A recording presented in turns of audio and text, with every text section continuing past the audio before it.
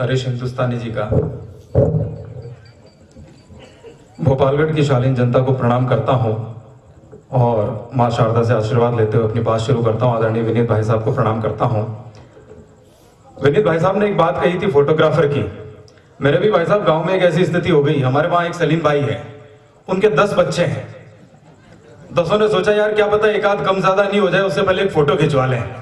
तो इस भाई के स्टूडियो में गए फोटो खिंचवाने के लिए। सब के सब खड़े हो गए। भाई ने कहा स्माइल प्लीज। एक बोला उसमें से, और स्माइल ये तो घर ही रह क्यों? Smile please. अब सब पता ही नहीं चल रहा है। मैंने पूछा भाई साहब पिताजी क्या करते हैं? बोले यही तो करते हैं।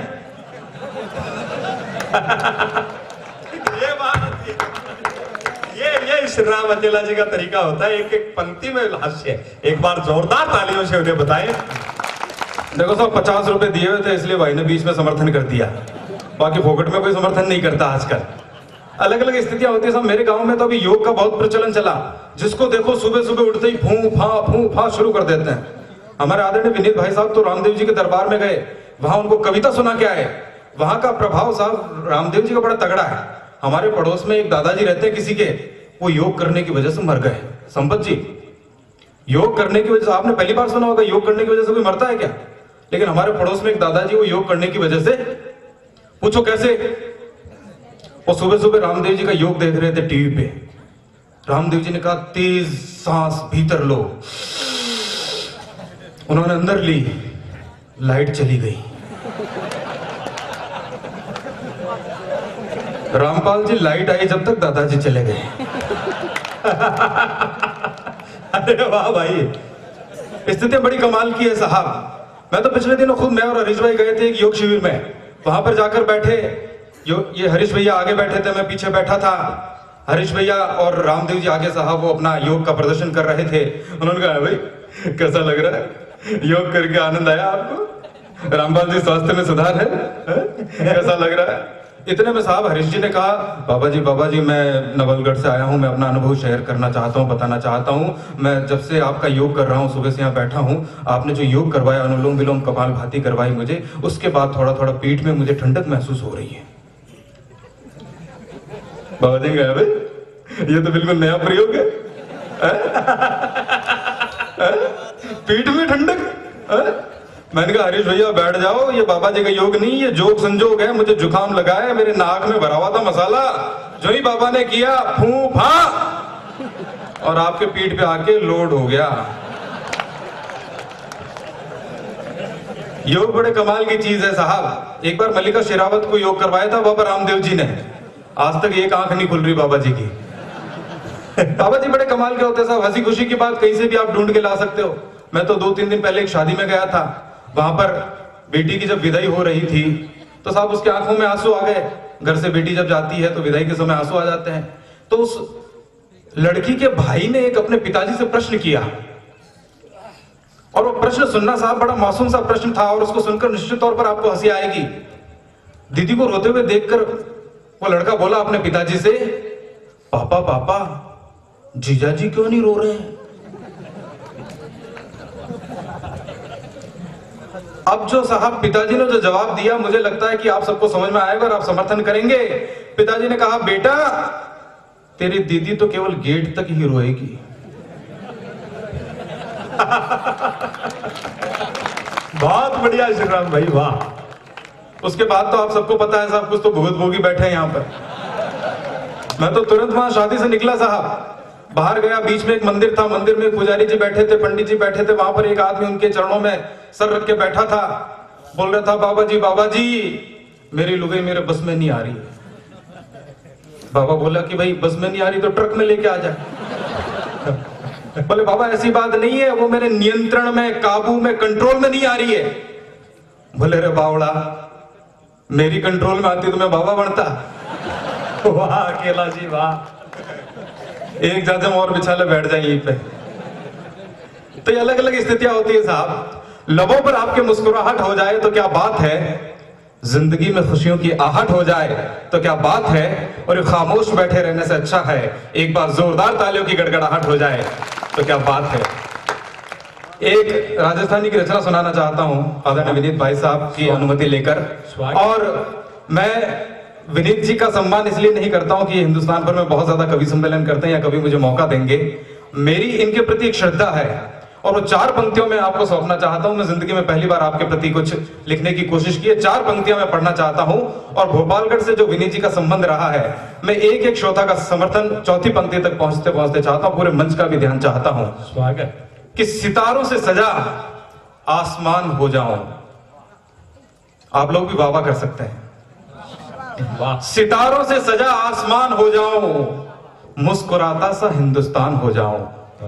सितारों से सजा आसमान हो जाऊं, मुस्कुराता सा हिंदुस्तान हो जाऊं, पर कोई भी बुरी नजर उठाए मेरे हिंदुस्तान पर, तब तब मन करता है विनीत चौहान हो जाऊं। वाह वाह वाह वाह विनीत चौहान हो जाऊं। जो देशभक्ति की एक हिलोर पूरे हिंदुस्तान में जिन्होंने उठाई है, मैं आदरणीय विनीत जी के चरणों में ये पंक्तियां मैंने रखी है। हाँ, 10 रुपए एक्स्ट्रा दिए थे, उसकी वसूली अब हुई है। अलग अलग स्थितियां होती है साहब। एक राजस्थानी की छोटी सी रचना आपके चरणों में रखना चाहता हूं कि अपना राजस्थान कैसा, अपना मारवाड़ कैसा, अपना हिंदुस्तान कैसा है। कि दान पुण्य और प्रेम वीरता रो साचो स्थान है। दान पुण्य और प्रेम वीरता रो साचो स्थान है। इन दुनिया में सबसे प्यारो अपनो हिंदुस्तान है। सोना जेड़ी रेत जठे है, मिनखा माए हेत जठे है। सोना जेड़ी रेत जठे है, मिनखा माए हेत जठे है। जिको है वीरो रो स्थान, वो है मारो राजस्थान, वो है मारो राजस्थान। मीरा री अठ भक्ति देखी, महाराणा री शक्ति देखी। बिन पानी री धरती है पण प्रीत भरी है रग रग में। हार झेलनी सीखी कोनी, जीत भरी है रग रग में। और इन धरती रे कण कण में है वीरो रो इतिहास भरियो। शीश कटानो मंजूर है लेकिन शीश नहीं नीचो करियो। तो खुद भगवान इन धरती ने एड़ा वीरा सु चमन करे, और वीरो इन धरती ने राम अकेला शत शत नमन करे। वाह वाह भाई वाह वाह। नमन करे। और जैसे हालात अभी इन दिनों घाटी में चल रहे हैं, कश्मीर में चल रहे हैं, मुझे 2 पंक्तियां आदरणीय हरिओम पंवार साहब की याद आती है। मैं पूरे संविधान के आज जो निर्माता है, उनका आज जन्म दिवस है, उस पूरे संविधान पर भारी पड़ती वो 2 पंक्तियां आप लोगों के बीच में बांटना चाहता हूं। जब वहां के सैनिक को, हमारे देश के सैनिक के गालों पर अगर तमाचा जड़ा जाता है, तो समझा जाए कि वो पूरे हिंदुस्तान, वो भारत माता के ऊपर एक वार किया गया है। और तब हिंदुस्तानी अगर कोई खामोश बैठता है, तो उससे ज्यादा कोई गद्दारी की बात नहीं होगी। आदरणीय हरिओम पंवार जी ने बहुत बढ़िया 2 पंक्तियां कही है कि सेना को आदेश थमा दो, घाटी गैर नहीं होगी। और अगली पंक्ति पर एक भी हाथ खामोश न रहे। सेना को आदेश थमा दो, घाटी गैर नहीं होगी। और जहां तिरंगा नहीं मिलेगा, उनकी खैर नहीं होगी। जहां तिरंगा नहीं मिलेगा, उनकी खैर नहीं होगी। एक छोटी सी रचना सुनाकर अपना स्थान ग्रहण करूंगा। जो घाटी के हालात हैं, आपकी अनुमति हो तो एक रचना मैं आपको सुनाकर अपना स्थान ग्रहण करूंगा। स्वागत। कि आतंकवाद का खेल गिनौना और नहीं सह पाएंगे। लाखों बार तो कह गए हैं, अब और नहीं कह पाएंगे। अरे दिल्ली वालों, पीड़ा समझो कश्मीर के लोगों की। खून से सन गई है वादियां फूलों वाले बागों की। जहां रोती है माए सिसक सिसक कर देख कर बेटों की लाशें, और जहां पर आती है बस बम गोली की आवाजें। जहां बाप के हाथों जलती जवान बेटों की चिताएं, जहां औरतें हो जाती है समय से पहले विधवाएं। जहां बहन की राखी रोती भाई की कलाई को, कब तक सहन करोगे ऐसी मौत की परछाई को। अरे दिल्ली में इतने नेता, लेकिन हमें किसी से आस नहीं। नाम मात्र के मर्द है सारे, जिगर किसी के पास नहीं। अरे देख कर इनकी कायरता, हम सारे हक्के पक्के हैं। प्रश्न तनिक इतना मेरा, क्या ये सारे छक्के हैं? अगर नहीं है छक्के, तो मर्द होने का एहसास दो। निर्दोष नहीं मारे जाएंगे, इस बात का अब विश्वास दो। वरना भारत के सैन्य वीर सारी दुनिया को हिला देंगे। कश्मीर मांगने वाले कुत्तों को मौत की नींद सुला देंगे। अरे बहुत सह लिया, बहुत सह लिया हमने दर्द।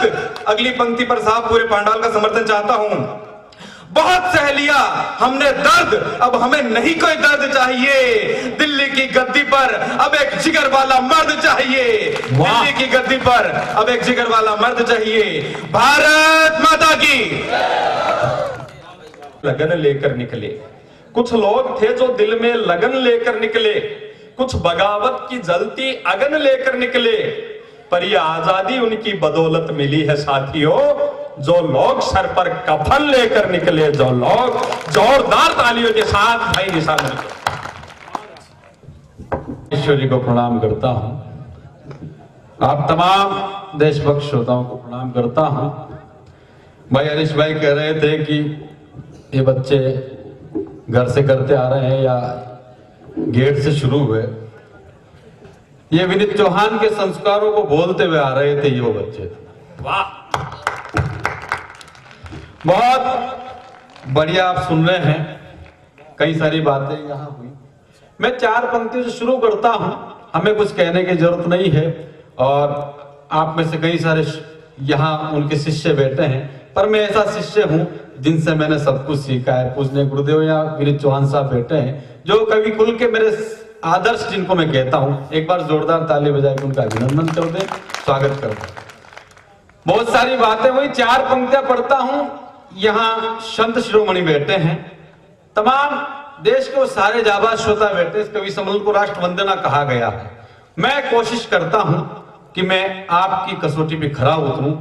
कई सारी बातें हुई, मुझे 4 पंक्तियां याद आती गई। कहा है कि खामोश निगाहों में कोई ख्वाब पैदा कर। अब मैं देखना चाहता हूं आप में से कितने लोग देशभक्त हैं कि खामोश निगाहों में कोई ख्वाब पैदा कर, तू अपनी शख्सियत में कोई दाग पैदा कर, लोग खुद ब खुद जुड़ते चले जाएंगे, तू शहर में कोई नया इंकलाब पैदा कर। मैं कोशिश करता हूं। राम भक्तों को मिला है राम का आशीष। अब एक वो आंदोलन पढ़ता हूं जिस आंदोलन में आप शरीक हो जाएंगे, तो मुझे लगेगा कि इस कवि सम्मेलन को कवि सम्मेलन बनाने की कोशिश मैंने पहली 4 पंक्तियों से कर ली है कि राम भक्तों को मिला है राम का आशीष। अब पुनः इस देश का निर्माण होना चाहिए। राम भक्तों को मिला है राम का आशीष। अब पुनः इस देश का निर्माण होना चाहिए। अब तक लूटा मेरा देश जिन लुटेरों ने, उनके विरुद्ध ठोस प्रमाण होना चाहिए। हत्या, लूटी, अपहरण और भ्रष्टाचारियों का अब मैं देखता हूं आपके हाथों में आक्रोश कहां है कि हत्या, लूटी, अपहरण और भ्रष्टाचारियों का जड़ से ही काम तमाम होना चाहिए। और देश को मिले हैं मोदी, आपके हाथ अब देखता हूं कि देश को मिले हैं मोदी और योगी संग सम सीमा पार जय जय श्री राम होना चाहिए। देश को मिले हैं मोदी और योगी संग संग सीमा पार जय जय श्री राम होना चाहिए। और 4 पंक्तियां पढ़ता हूं कि सेनाओं पे घात बिना बात कब तक होगी और इन पे कब तक बहालियां बुझाएंगे। सेनाओं पे घात बिना बात कब तक होगी और इन पे कब तक पहलियां बुझाएंगे। मुंह तोड़ उनको जवाब अगर ना दिया तो हत्यारे अब धीरे धीरे घरों में घुस जाएंगे। और सिंह से दहाड़ते जब सैनिक आगे बढ़ेंगे, आंधी तूफान सारे भूचाल रुक जाएंगे। और ये करोड़ों हाथ जिस दिन एक साथ होंगे, उस दिन सारे आतंकवाद मिट जाएंगे। ये करोड़ों हाथ जिस दिन एक साथ होंगे।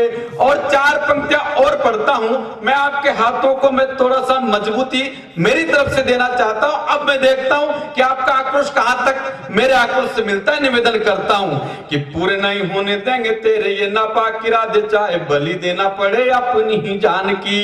मैं देखना चाहता हूं जिस भोपालगढ़ को 26 वर्ष पहले विनीत चौहान साहब छोड़ के गए, 26 वर्ष के बाद आज आए हैं, तो वो बता देना कि आप में वही संस्कार जीवित। निवेदन करता हूं कि पूरे नहीं होने देंगे तेरे ये नापाक इरादे, चाहे बलि देना पड़े अपनी ही जान की।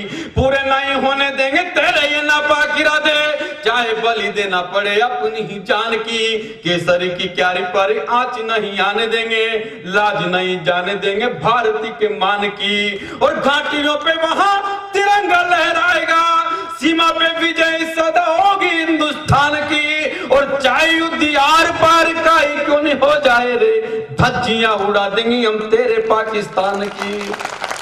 और 4 पंक्तियां पढ़ता हूं। मुझे आप और संबल और साहस देंगे तो मैं और ज्यादा आपसे जुड़ने की कोशिश करूंगा। निवेदन करता हूं कि कान खोल सुन लेना पाक के अला कमान, भूल के भी तुझे कश्मीर नहीं देंगे हम। कान खोल सुन लेना पाक के अला कमान, भूल के भी तुझे कश्मीर नहीं देंगे हम। गोरी को बना ले मोहम्मद, गोरी को बुला ले, चाहे जैसे तू चाहेगा और वैसे ही लड़ेंगे हम। चाहे बाजू कट चाहे सर क्यों नहीं कट जाए, मर मिट कर तेरे आगे ना झुकेंगे हम। और पहले तो धमाके पोखरण में किया किए थे हमने, अब के धमाके तेरे देश पे करेंगे हम। वाह वाह भाई वाह। और 4 पंक्तियां वो पढ़ता हूं, ये समाधान मेरा नहीं, लग जाए आपको कि देश को जो शीर्ष सिंहासन आपने और हमने मिलके सौंपे हैं, उन सिंहासनों के नाम 4 पंक्तियां पूरे भोपालगढ़ की तरफ से दे रहा हूं। और आपकी जिम्मेदारी बनती है, तमाम पांडाल की जिम्मेदारी बनती है कि आपके हाथ आकाश की ओर हो और मेरे समाधान में आपका स्वर मिल जाए तो मुझे बता दीजिएगा, मैंने ठीक कोशिश की है। निवेदन स्वागत भाई, अभिनंदन। वार्ता की पालना ही युद्ध की बहाल करो, सारे झगड़े का समाधान हो जाएगा। जिस कश्मीर में सैनिकों को चाटे दिए जा रहे हैं, अगर मैंने समाधान ठीक तरह से पढ़ दिया और आप तक पहुंचा दिया तो मुझे बता दीजिएगा, मैं आपकी भाषा पढ़ रहा हूं कि वार्ता की पालना ही युद्ध की पहल करो, सारे झगड़े का समाधान हो जाएगा। घात का जवाब जब तक घात से नहीं दिया तो वरना कश्मीर तालिबान हो जाएगा। और जिस दिन आतंकवाद जड़ से खत्म होगा, उस दिन विश्वमान हो जाएगा। और पाकिस्तान कश्मीर मांगना ही छोड़ देगा, पूरा पाकिस्तान हिंदुस्तान हो जाएगा। वाह क्या बात, वाह वाह वाह वाह। बहुत सारी बातें आपके बीच में हुई है, समय जैसा है वैसा मैं बताया गया है। मैं कोशिश करता हूं, मैं केवल उस गीत से जोड़ना चाहता हूं जो गीत आपकी भाषा बोलेगा और आपको लगे कि जो हमने सीखा है आदरणीय विनीत चौहान जी के चरणों में बैठ के, अगर उनके संस्कार आप तक ठीक पहुंचा रहे हैं तो मैं आपकी तरह मैं भी शिष्य हूं, मैं आपको समर्पित करता हूं पूरा गीत। और मुझे केवल निवेदन इतना सा है कि मैं उन सैनिकों की जो संवेदनाएं आपसे मांग रहा हूं, अगर आपको लग जाए कि मैंने कहीं ना कहीं उनके लिए यथार्थ लिखा है तो मुझे बता दीजिएगा। आप तमाम भोपालगढ़ के पांडाल में जिम्मेदार श्रोता बेटे निवेदन करता हूं। जी अभिनंदन। गीत केवल इतना सा है, कई सारी बातें हुई इस देश में जब सैनिकों के शीश मारे गए, धड़ियां आए, कई सारी बातें इस देश के लोगों ने कहा, पर हमारे तमाम कवियों ने अपनी अपनी भाषाओं में कहा। मैंने पूरा गीत लिखने की कोशिश की, निवेदन करता हूं। स्वागत भाई।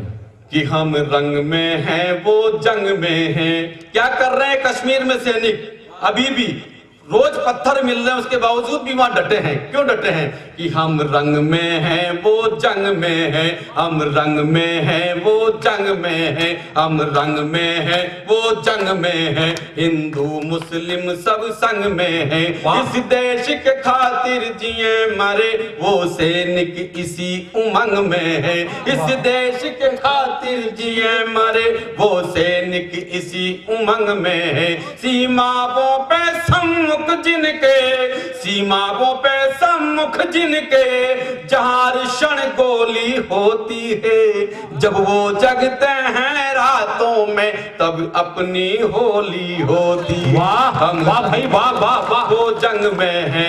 मैं 4 पंक्तियां खड़ी करता हूं आपकी अदालत में और इस कवि सम्मेलन को राष्ट्रीय वंदना कवि सम्मेलन बनाता हूं कि थोड़ा भी तिरंगे पे आंच जब दिखती है, प्राण तज खुद के वो ढाल बन जाते हैं। थोड़ा भी तिरंगे पे आंच जब दिखती है, प्राण तज खुद के वो ढाल बन जाते हैं। देश जब जलता है आतंकों की लपटों में, दुश्मन के सम्मुख वो काल बन जाते हैं। मातृभूमि हित शीश दान दे करके हेमराज वालियों मिसाल बन जाते हैं। शेखर सुभाष भगत बन जाते हैं, रणभेरी बजते ही महाकाल बन जाते हैं।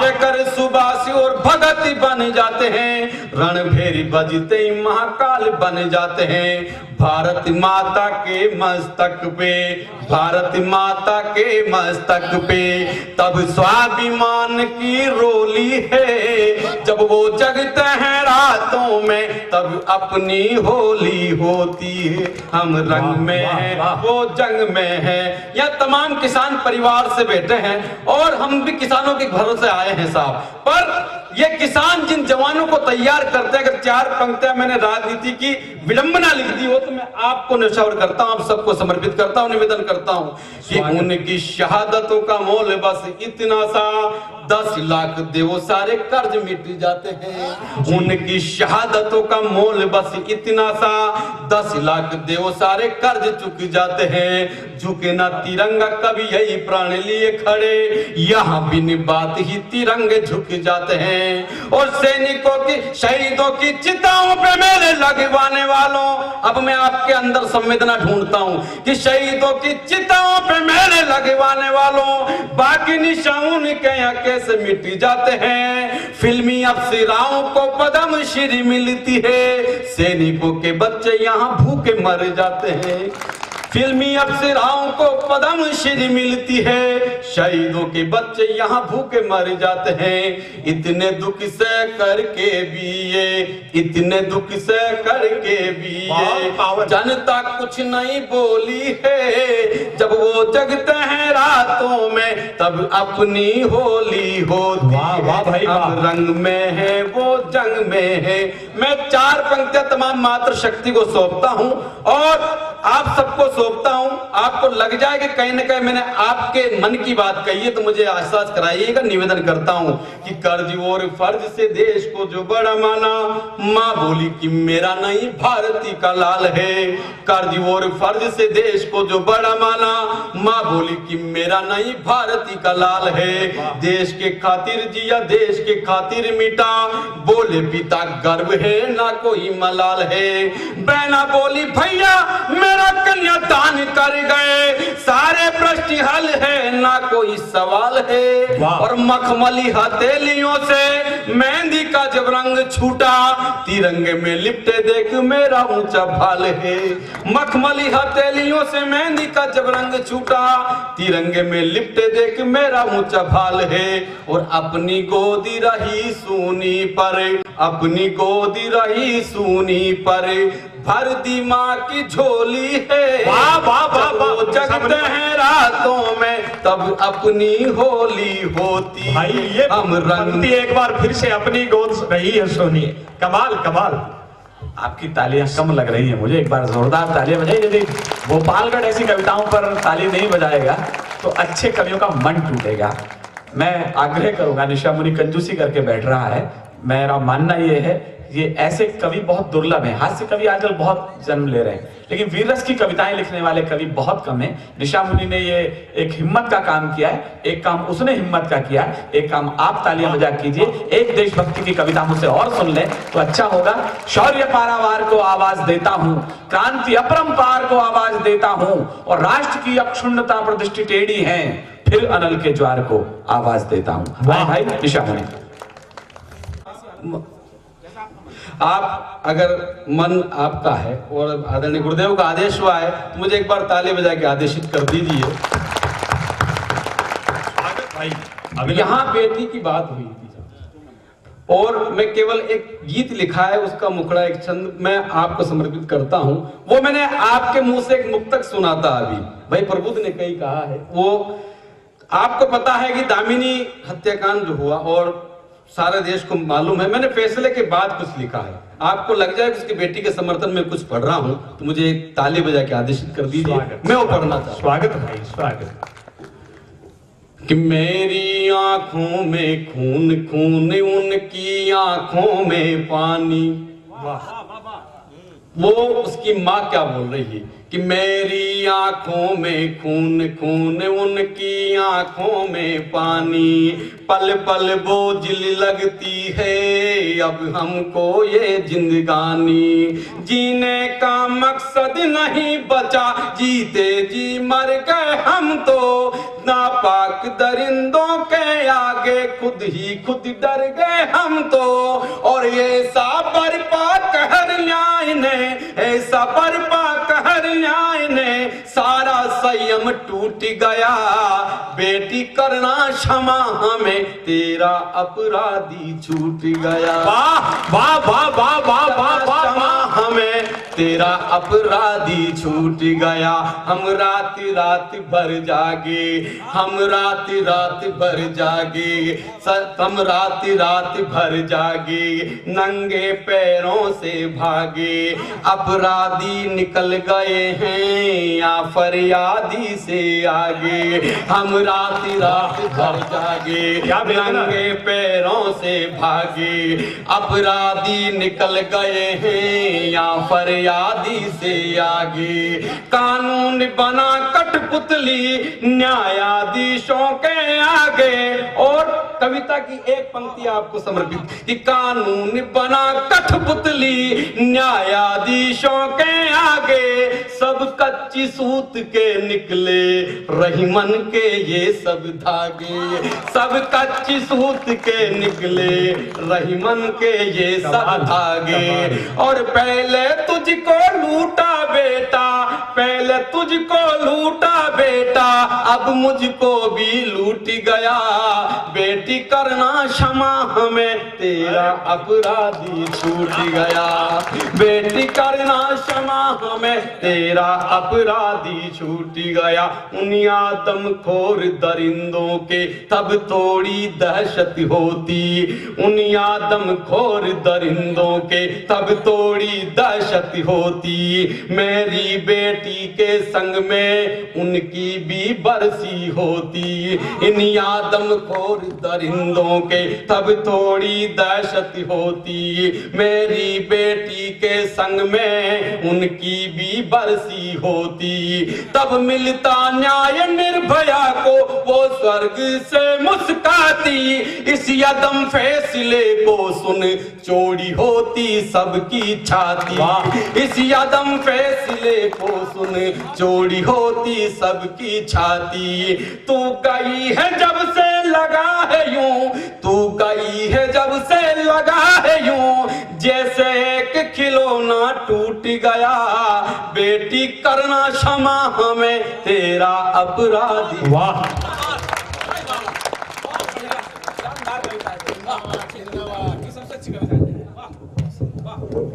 मेरे गीतों की सरगम है, हरदम ये गीत गाती है, तुझे कैसे बताए माँ कि तू कितना याद आती है। वाह, चीर कर दिल अपना दिखा दे, मगर सोचते हैं ये थकी मौन गहरी चिर निंद्रा में सोई है, कि तेरी आंख का मोती बहा प्रतिपल रोया है। अंतिम पंक्ति आप तक पहुंचे तो मुझे आशीर्वाद दीजिएगा।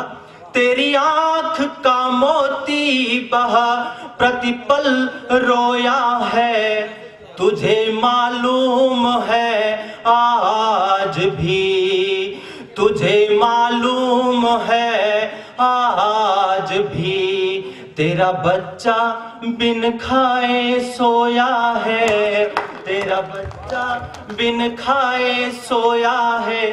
मेरी कविता जो इसी मन से मैंने पढ़ी थी, शायद मुझे ऐसा लगता है कि वो ढंग से नहीं पढ़ी गई है। उसी कविता को मैं तमाम बच्चों के लिए सौंपता हूँ। बस उसकी भूमिका में बस एक दो पंक्तियां कहना चाहता हूँ। जब वो कविता लिखी थी माँ थी, आज सुना रहा हूँ माँ नहीं है। सबको समर्पित उन बच्चों को जिनमें मैं भी शामिल हूँ, और एक बार जोरदार तालियों से मुझे स्वागत करें कि मैं वो कविता पढ़ पाऊं। स्वागत। कि माँ माँ तुम कहां, माँ माँ तुम कहां, स्मृति की घड़ियां प्रतिपल कहती है तुम यहीं कहां। हृदय करुणा फूट पड़ी स्मृति की हल्की चोट से, समूचा दर्द बह निकला आंसू बनकर आंख से। सिसक सिसक कर रोए हैं, माँ होती तो सर्दियों के अंदर चादर डाल ही देती है। सिसक सिसक कर रोए हैं, सर्द रातों की ठंड में सिकुड़ कर सोए हैं। किसी ने प्यार से सिर पर हाथ नहीं फेरा, राहत पहुंचाए जो, राहत पहुंचाए जो, चादर नहीं डाली तन पर। तब मनी मन ने कहा माँ माँ तुम कहां, माँ माँ तुम कहां। जागे की सोए, जागे की सोए, हंसे की रोए, तू ही बता इसके सिवा कहां जाए। ये अकेली रातें, ये उदास मंजर, तुम्हारे सिवा कुछ भी ना आता नजर।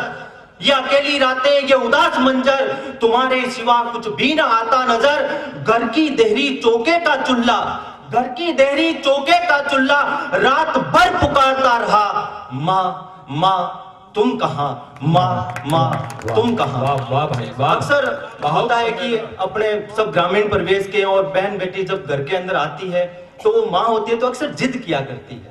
एक दृश्य देता हूं, जब माँ नहीं होती है तब दृश्य क्या बदलता है। एक अरसे बाद घर आई बहना, एक अरसे बाद घर आई बहना, जो दिया उसी को पहना, जो दिया उसी को पहना।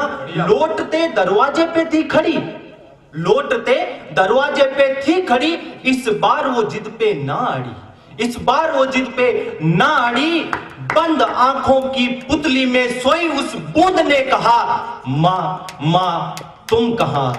और जब माँ होती है तो पिताजी की मार से भी बचाती है माँ अक्सर जी, लेकिन जब माँ नहीं होती तो दृश्य क्या बदलता है कि कहीं दूर सांझ ढले, कहीं दूर सांझ ढले, घर पहुंचे रेत से सने। कहीं दूर सांझ ढले, घर पहुंचे रेत से सने। पिता की छड़ी के आगे खड़े डरे से सहमे, रोक ले वो छड़ी, रोक ले वो छड़ी। वह हाथ ही न रहा, तब मन ही मन ने कहा, माँ माँ तुम कहां। अब बच्चों की बात है, बच्चों ने सोचा कि माँ कहीं चली गई है तो वहां से छुट्टी लेकर आ जाए।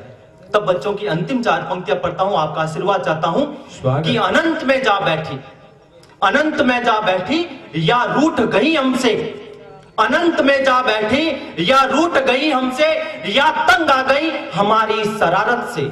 अब न करेंगे ऐसा कभी, अब न करेंगे ऐसा कभी। कहते हैं कसम खाकर, कहते हैं कसम खाकर, चली आओ माँ, चली आओ माँ, 2-4 दिन की छुट्टी लेकर, 2-4 दिन की छुट्टी लेकर। वाह,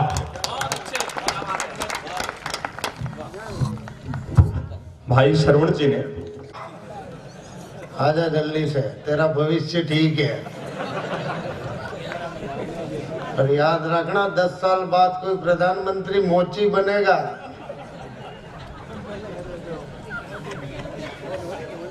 सबने अच्छा पढ़ा।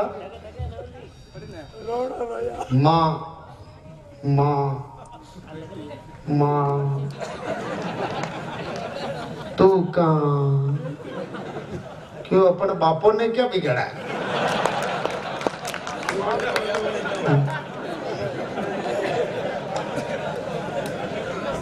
क्या? एक माँ के पीछे पड़ा, एक बेटी के पीछे फंसा है।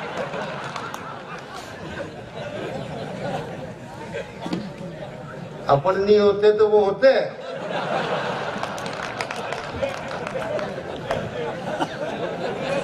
बात पल्ले पड़ती जाए तो मुझे बताते रहना।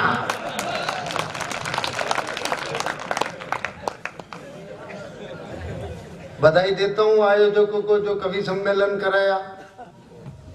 आप लोग कवि सम्मेलन नहीं कराते तो वो बेचारे नारे कहाँ लगाते। बढ़िया बढ़िया, नारों का काम भी हो गया। संपत जी आप डिस्टर्ब तो नहीं हो रहे हो? नहीं तो वापस इधर आ जाता हूँ।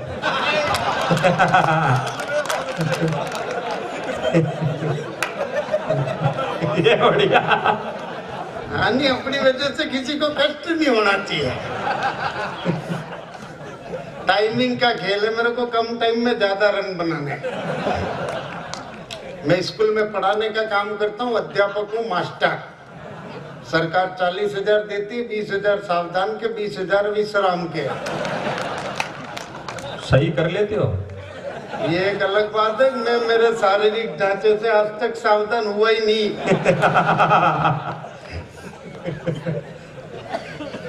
मेरे इन दिनों बाबा रामदेव से दुश्मनी हो गई। बाबा रामदेव जब भी वो एक ही बात करते, काला धन वापस लाओ, काला धन वापस लाओ। और मेरे पास में एक मात्र धन है, वो है मेरी पत्नी, जिसका रंग काला।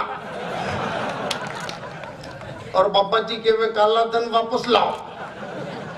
यहां तक थी मेरी उनसे दुश्मनी, पर कट्टर दुश्मनी तो तब हुई वो ये भी कहते हैं काला धन सार्वजनिक करो।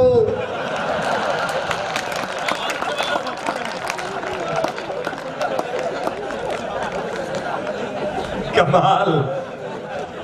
और अभी थोड़े दिनों पहले बाबा रामदेव ने जंतर मंतर पर अनशन किया। रात को 2 बजे जो पुलिस वालों ने कूटा, तो बाबा जी ने महिला के कपड़े पहन लिए, सलवार सूट। ये तो उनकी किस्मत अच्छी थी जो आसाराम जी की नजर नहीं पड़ी।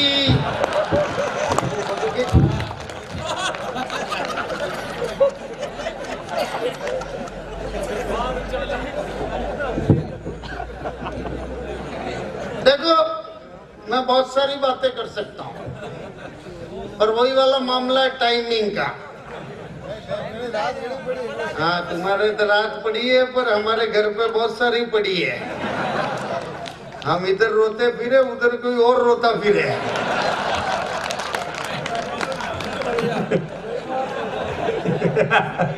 टाइम पर पहुंच रहे। अच्छा, मैं कोई बनावटी बात नहीं करता। घर की भी सही बता दी। ले ले पिताजी का फोटो।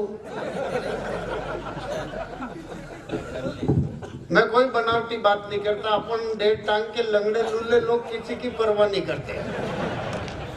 अपन जैसा दिखते हैं वैसा लिखते हैं। ये विनीत जी भाई साहब मेरे को आज जितना पैसा देंगे उतना तो मैं ट्रेन के 10 डिब्बों में घूमूं तो कमा जाऊं।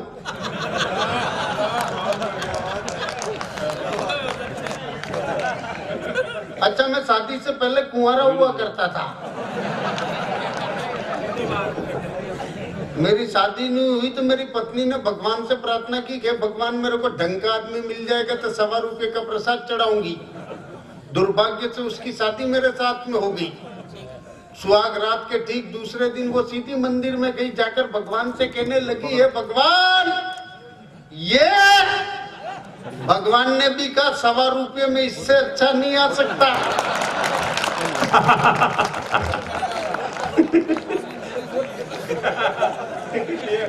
अच्छा, मैं जहाँ रहता हूँ ऋषभदेव में मोहल्ले की सारी महिलाएं मेरी पत्नी को चिढ़ाती है, कहती है तेरा पति तो लंगड़ा है लंगड़ा, तेरा पति तो लंगड़ा है लंगड़ा। पर मेरी पत्नी महान, वो कहती है चुप, काय का लंगड़ा है, वो तो मेरे प्यार में लहरा के चलता है।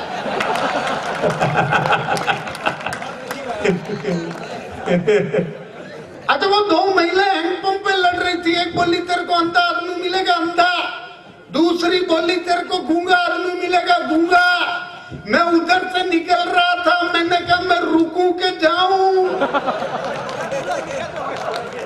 हाँ, हो सकता है लड़ते लड़ते लंगड़े तक आ जाए, अपना काम वही हो जाए। ये आनंद विकलांग लोगों का तब पढ़ता हूं क्या सब कुछ बताऊंगा कायदे में। भाई साहब, ये सीधा गंजेपन का रिफ्लेक्शन मेरा यहाँ। अच्छा, सामान्यतः आदमी के सिर पर 2 ही महिला हाथ फेरती है। कहता हाथ फेरती है माँ के, फिर हाथ फेरती है पत्नी।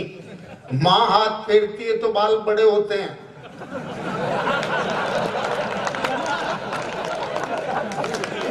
इनको देख के लग रहा है कि पूरे मोहल्ले वालों ने ही फेरा। एक बार तालियां मिलकर के बजाया। वाह वाह भाई।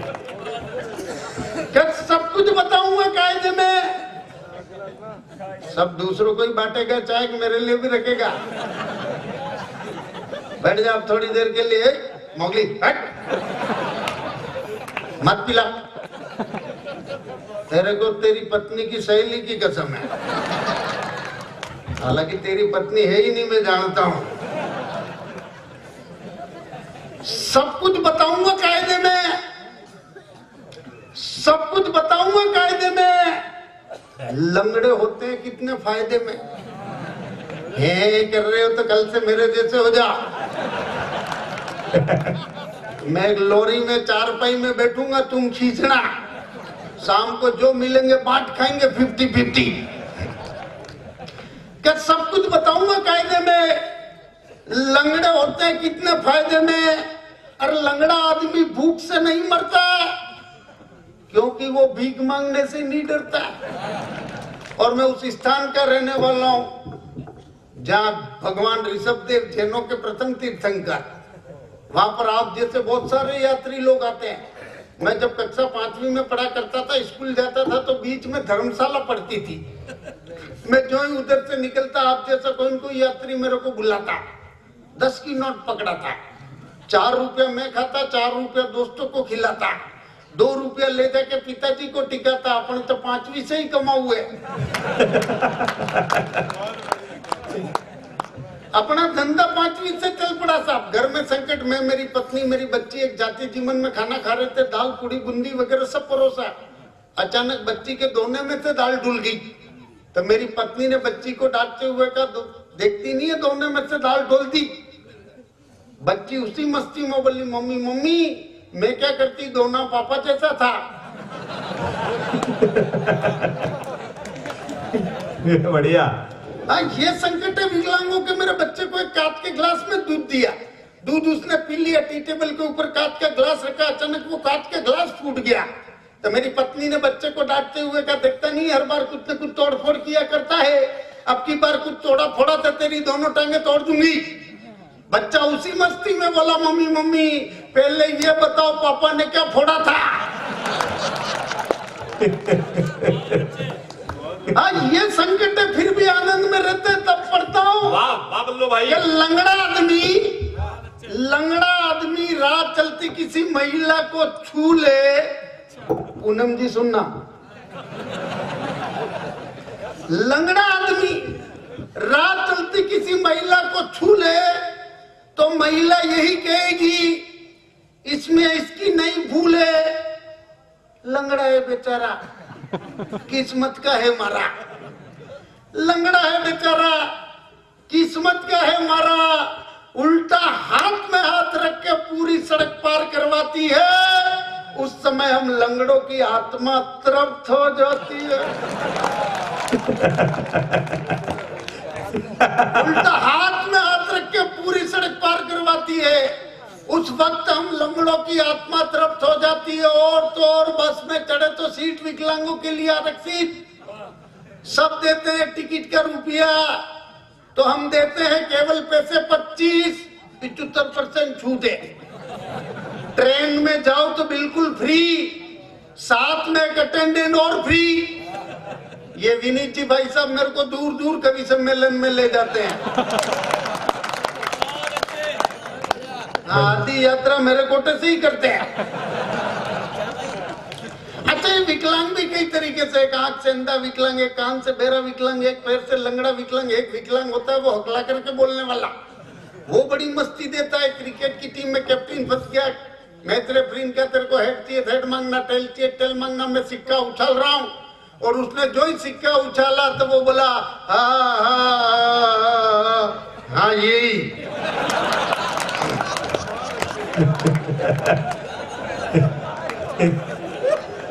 कमाल नहीं है भाई, बहुत आनंद आ रहा हो तो एक बार मिलकर जोरदार तालियां बजाकर भाई को बताएं। वाह। अच्छा हरीश, इनको आनंद नहीं भी आए तो ये मेरा कुछ नहीं बिगाड़ सकता, क्योंकि ऊपर वाले ने बिगाड़ के भेजा है। अच्छा, आप लोगों ने देखा होगा चलता फिरता गाड़ी लिया लुआ और वो लोगों को गर्म करके रखने वाला आदमी ढंग से बोले, ऊपर ठोकने वाला आदमी हकला के बोले, और वो 30-40 मिनट लोगों को गर्म करके रखे और बोले ठोक, तो ऊपर वाला बोले कितनी, वो बोले रहने दे ठंडा हो गया। अरे मेरा एक साला जब भी हमें मेरे तो बोला जी जी जी जी जी जी। अरे मैंने कहा तू खाली जी बोल दे, इतने में मैं समझ जाऊंगा। मेरे से बोला आपके रेल मंत्री से अच्छे संबंध है, मेरी सिफारिश कर दो। मैंने कहा किस बात की? वो बोला मैंने रेलवे में फार्म भरा अनाउंसर का। अनाउंसर का ये आनंद है विकलांगों के। वो गीता प्रेस गोरखपुर वाले ने 10,000 गीता छपवा दी, 10,000 पहले से पड़ी हुई, वो बिक नहीं रही। उसने अखबार में विज्ञापन निकलवा दिया, कोई भी बेरोजगार आकर के संपर्क करे और कमीशन पर गीता बेचकर व्यापार प्राप्त करे। तो वहां 300-400 लोगों की लाइन लगी, उसमें एक 70वें नंबर पर अगला फंसा हुआ, वो भी बोला मैं भी गीता बेचूंगा। मैनेजर ने कहा इनसे नहीं बिक रही, तू क्या बेचेगा? वो बोला नहीं पूरी गारंटी के साथ। मैनेजर ने कहा इसको 50 गीता दे दो, ये सब लोग 20 दिन में बेचेंगे, ये बेचारा 40 दिन के अंदर बेच देगा। उसको 50 गीता दे दी जाती है, वो फटाफट शहर के अंदर जाता है। शाम को 3 बजे इंटरव्यू खत्म हो नहीं और वापस आ जाता है, बोले 50 और दो। मैनेजर ने कहा चल तेरी नौकरी पक्की, तेरा वेतन दुगुना, पर पहले ये बताते ना इतनी जल्दी बेची कैसे? वो बोला कुछ नहीं, घर घर गया घंटी दबाई, दादा दरवाजा खुला, मैंने कहा ये गीता है, खरीद रहा है कि पढ़ के सुनाओ? कमाल ही कर दिया। तालियां मिलके बजा रहे हो कि पढ़ के सुनाओ? वाह, ये आनंद विकलांगों का तब पढ़ता हूँ कि और तो और बस में चढ़े तो सीट विकलांगों के लिए आरक्षित, सब देते हैं टिकट का रुपया, तो हम देते केवल पैसे 25। और भाई साहब मैं लंगड़ा हूँ, 1 रुपया 2 रुपया, भाई साहब मैं लंगड़ा हूँ, 1 रुपया 2 रुपया, भाई साहब मैं लंगड़ा हूँ, 1 रुपया 2 रुपया। मैं एक बस में ऐसे ही कर रहा था, एक आदमी ने मेरे हाथ में 5 का सिक्का रखा, मैंने उसको ऊपर से नीचे तक देखा, मैंने कहा भाई साहब पहले तो आप 20 देते थे। वो बोला यार मैं कुंवारा था 20 देता था, मेरी शादी हो गई 15 दिए, फिर एक बच्चा आ गया 10 दिए, अब मेरे 2 बच्चे हो गए इसलिए 5 दे रहा हूँ। मैंने कहा अच्छा मेरे पैसे से ही घर चला रहा है।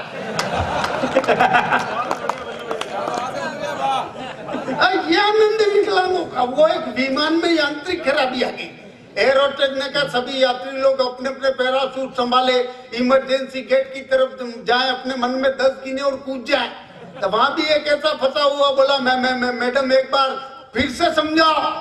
एयर होस्टेस ने कहा तू 10 तक मत गिनना, तू 3 में ही कूद जाना, आनी तो तेरी फाइल यही सलट जाएगी। ये आनंद तब पढ़ता हूँ कि और तो और बस में चढ़े तो सीट विकलांगों के लिए आरक्षित, सब देते हैं टिकट का रुपया, तो हम देते हैं केवल पैसे 25। और भाई साहब मैं लंगड़ा हूँ, 1 रुपया 2 रुपया करके पूरी बस का चक्कर लगाता है, जितना टिकट नहीं देता उससे 4 गुना ज्यादा कमाता है, उसमें उसके बाप का क्या जाता है। इसलिए लंगड़े होने पर समझे न जरा अपमान। और एक पंक्ति पढ़ता हूं, अगर एक पंक्ति पर लगे कि खुद पर व्यंग्य करके देश की विसंगति पर कोई टिप्पणी कर दी हो, विकृति को आकृति में बदलने का काम कर दिया। और एक वीडियो वायरल हुआ है विनीत जी के माध्यम से अभी फेसबुक पर, हमारे एक फौजी को कुछ बदतमीजों ने बदमाशियां की। वो अगर मैंने खुद पर व्यंग्य करके देश की विसंगति पर कोई टिप्पणी कर दियो, हमारा सैनिक किसी के हाथों की मार खा जाए, इससे बढ़कर दुर्भाग्य हिंदुस्तान में हो नहीं सकता। तब एक पंक्ति पढ़ता हूं और पूरे सदन की तालियां चाहता हूं कि इसलिए लंगड़े होने पर समझे निचरा अपमान। कोई हाथ खामोश नहीं रहे, मंच का भी आशीर्वाद चाहता हूं क्या, इसलिए सुनने के बाद बजाना ताली, ये चमचागिरी के लक्षण है। हालांकि मैं जानता हूं तुम्हारा लक्षण खराब है। वो एक त्योहार आया विदेशों से, वैलेंटाइन डे नाम का, कुंवारों की आका तीज। वो वैलेंटाइन डे के दिन एक छोरा सुबह से शाम तक फूल लेकर घूमता रहा, दिन भर कोई नहीं मिला, शाम को सासू माँ को टिकाया, बोले ले सासू माँ हैप्पी वेल्डिंग डे। सासू बोली क्या क्या वेल्डिंग डे, अब तो एंडिंग डे। अच्छा एक जगह फूल इतने बिके, ओरिजिनल गुलाब का फूल नहीं मिला, एक पट्टा कंगन स्टोर पर नकली गुलाब का ले आया, दिन भर घूमा कोई नहीं मिला, शाम को एक हिजड़ा मिला तो हिजड़े को टिका दिया। हिजड़े ने फूल श्रृंगार कहा ये तो नकली है। वो बोला मजबूरी में दिया, तू कौन सा असली है। एक पंक्ति पढ़ता हूँ और एक पंक्ति पर संपूर्ण सदन की तालियां चाहता हूँ, आधे मिनट तक दोनों हाथ ऊपर उठाकर ताली बजाना, मेरी थकान दूर हो जाएगी। कि इसलिए लंगड़े होने पर समझे जरा अपमान। और अब आपका आशीर्वाद चाहता हूं कि इसलिए लंगड़े होने पर समझे जरा अपमान, क्योंकि लंगड़ा हो गया हिंदुस्तान, क्योंकि लंगड़ा हो गया हिंदुस्तान। तभी पास में खड़े नेता बोले कैसे लंगड़ा हो गया हिंदुस्तान। मैंने कहा कश्मीर में सेना के जवान को थप्पड़ मारी जाए, लगता है ये देश लंगड़ा हो गया। अक्षरधाम में बम विस्फोट हो जाए, यह धर्म स्थलों की सुरक्षा का लंगड़ापन है। कश्मीर में निर्दोष लोग मारे जाएं, यह हमारे सीमाओं की सुरक्षा का लंगड़ापन है।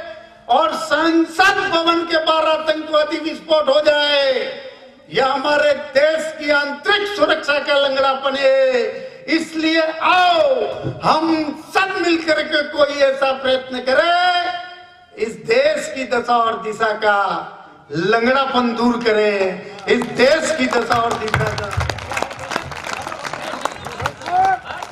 मेरी तो ठीक ही रहनी थी, ताली दो कम बचले की हो रही। देखो थोड़ी देर के लिए ये समझना कि विद्यालय का परिसर नहीं है,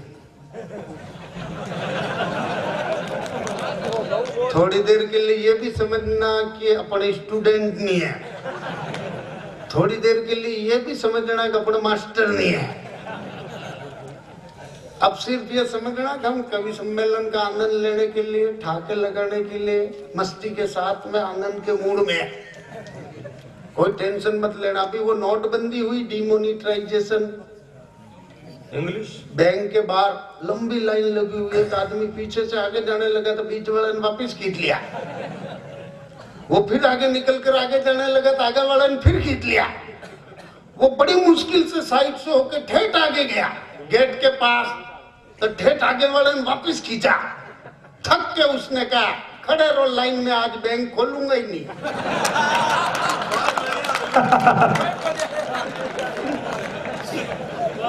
बढ़िया।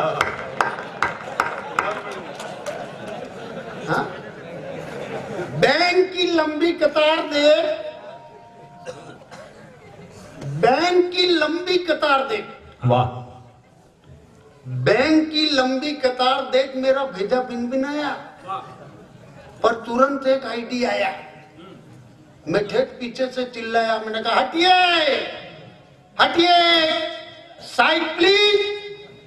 तुम्हें मालूम नहीं है मोदी जी हमको विकलांग नहीं दिव्यांग बताते, हम ज्यादा देर खड़े नहीं रह पाते, हटिए साइड प्लीज।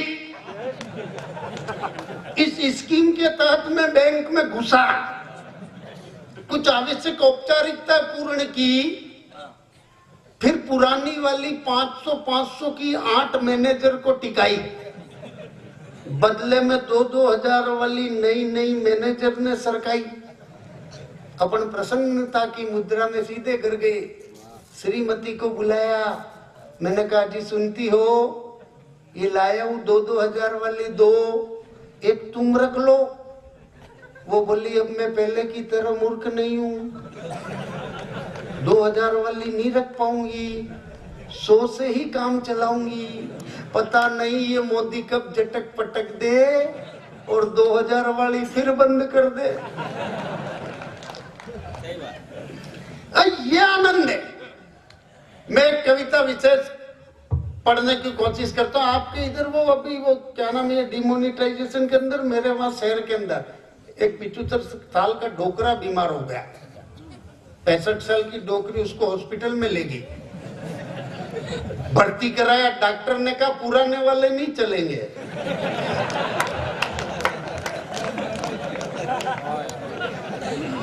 डोकरी इधर उधर घूमने के गई, पता लगाने के गई कि यार कहीं से चेंज हो जाए, चेंज नहीं हुए, डोकरा सलट गया। ये आनंद में 8 पंक्तियां पढ़ता हूँ, यहाँ मातृ शक्ति बैठी हुई है, कुछ अच्छी बात कर देता हूँ ताकि लगे कि ये विनीत जी गुरुजी थे यहाँ, और गुरुजी के सानिध्य में मैं भी इनका एक शिष्य हूँ। बधाई देता हूँ। आजकल फिर एक वो कहा गया चला उधर है, अपन भी चले ही है, आनी ज्यादा गुरु नहीं बढ़ाना वरना सुरेंद्र दुबे हो जाते।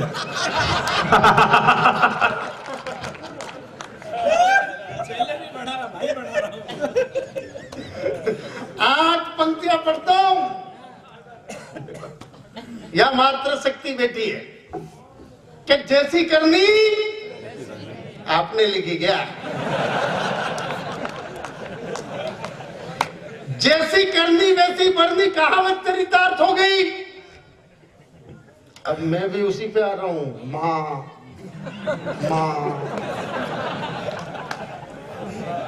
कि जैसी करनी वैसी बढ़नी, कहावत चरितार्थ हो गई। लड़कों की लाइन लग गई और लड़की की आंख हो गई। हमने अधर्म के मार्ग को अपनाया, खुद अपने गर्भ में पल रहे शिशु का सोनोग्राफी करवाया, और लड़का था तो जन्म दिया, लड़की थी तो मरवा दिया। तो जो जैसा कर्म करेगा वैसा फल भुगतना पड़ेगा। और बेटे की लालच में बेटी को मरवाया, अब तेरे बेटे को कुंवारा ही मरना पड़ेगा। वाह अब वाह भाई, वाह वाह वाह वाह। इतनी तालियों से मेरे बाल बच्चे जी जाएंगे। वो क्या, मैंने अभी एक वो कार खरीद ली सियाज, लेकर के जाने लगा तो एक सुंदर सी महिला ने लिफ्ट मांग ली। अपन ने भी तुरंत आगे की सीट पे बिठाया, अपन समझे अपनी हो गई मकर संक्रांति, आनंद शुरू। पर जब 30-40 किलोमीटर गाड़ी लेकर जाने लगा, अचानक उस महिला की तबीयत बिगड़ गई, टेंशन शुरू। मैं उसको सीधा हॉस्पिटल में ले गया, स्ट्रक्चर पर सुलाया, डॉक्टर ऑपरेशन थिएटर में ले गया। मैं 1 घंटा इधर घूमू इधर घूमू इधर घूमू, इतने में अंदर से डॉक्टर आया, मेरे से कहने लगा, बल्लू जी बधाई हो।